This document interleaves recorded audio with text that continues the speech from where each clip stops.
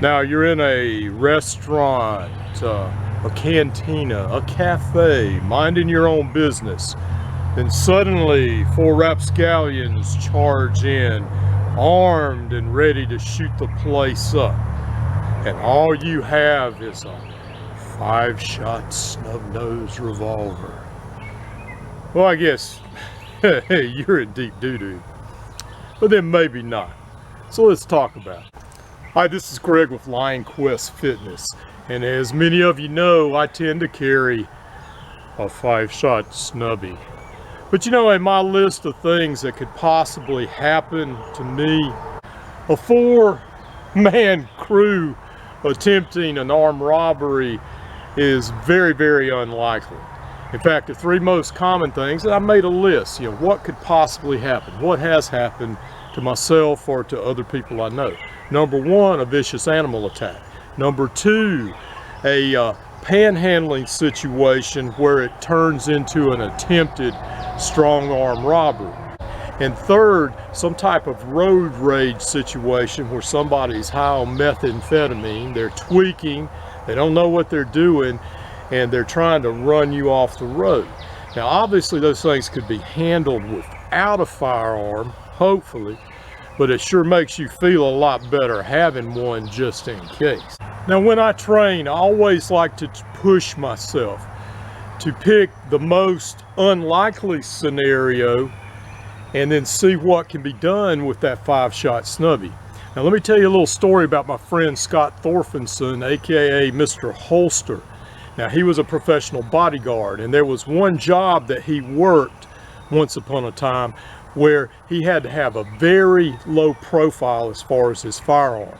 And he carried 2 Smith & Wesson 642 airweights on this job. And so he went to gun sight and he ran one of their pistol courses with 2 of these. Was it easy? No, but he successfully completed it. So there's always a time and a place. Sometimes you need deep concealment. So let's break down this particular scenario. Now as you can see, the targets are scattered. It's what I call broken rhythm. It was a concept that Bruce Lee had. You never wanted to do a pattern in your self-defense. And if you're shooting targets all the same height, it's like a typewriter. Ding, ding, ding, ding, ding, ding, ding, ding, ding, ding. You know, and you're getting yourself in a pattern. Whereas with broken rhythm, you know, I've got 2 shots here to the lead guy. Okay, shot here, shot there. By the way, it was at 6 yards using .357 for the first 5 rounds. Then on to this flanker, 1 shot there. Okay, my firearm's empty. So here comes the reload. Now a reload is not always easy with a small frame revolver. You may have a speed loader, but because the size of the grips, the shape of the cylinder, the diameter, the frame, it may make it hard to load with that speed loader. So what I try to do is use speed strips. Since I use a variety, I carry a variety of different revolvers. Now this speed strip, this is a Zeta 6. This one's designed to load 2, 1, and 2. All right, so I've shot my 5 rounds. I'm trying to move so that I make a not so easy target. All right, I'm gonna go in, I'm gonna kneel, I'm gonna load 2. All right, I'm gonna index the cylinder. Now if you notice on the video, my first round, I was over 1 cylinder too far to the right, and you heard that click. Well, you just keep on going. All right, it's quicker to get back into the fight that way. All right, is it the fastest? No, absolutely not. Hey, popping in a magazine is sure a whole lot easier. But you shoot those 2 rounds. Okay, once again, move, get away, get down, get behind something. All right, now I'm trying to reload. I've got my speed strip.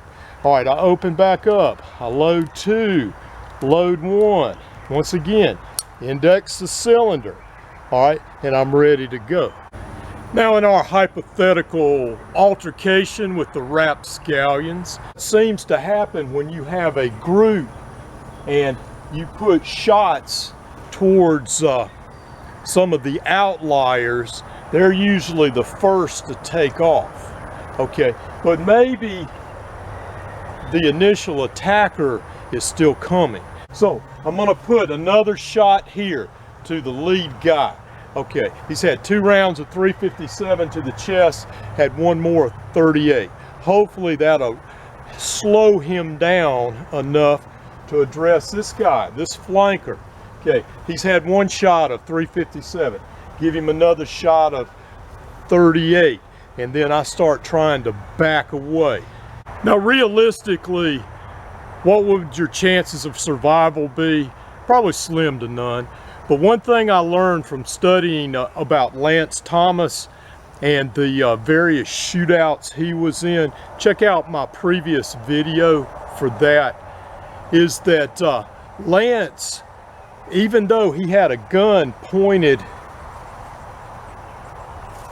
at his head at very close distance, he didn't freeze. In fact, the lag time on 2 of those incidents was on the bad guy, because they never suspected in a million years that somebody they had a gun on was going to grab their own gun and shoot back. So is there a better solution than trying to reload a 5-shot revolver? Sure, a lot of people have been doing it for many, many years.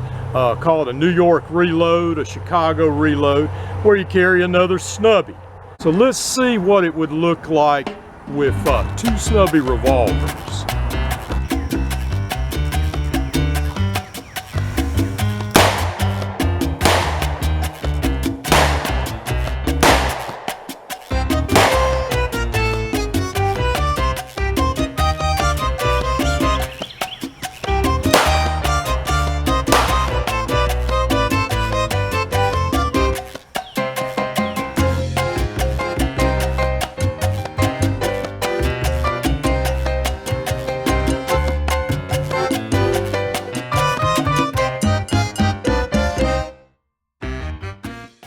Let me close out with this.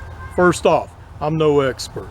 I'm just a guy that carried a gun for a living for a lot of years, and I love firearms, I love shooting firearms, and I study self-defense and defensive strategies that could be useful to the ordinary person. Your choice of a firearm is your choice. Now, I'm not adverse to guns like this CZ P07. That's a great gun, very accurate. Sometimes I carry a firearm like this. However, most times I'm going to be carrying a gun like this, because this is what meets my needs, something that I'm actually going to carry all the time, and something that I can shoot very well and defend myself with. So those are the criteria that you need to decide. And this is Greg with Lionquestfitness.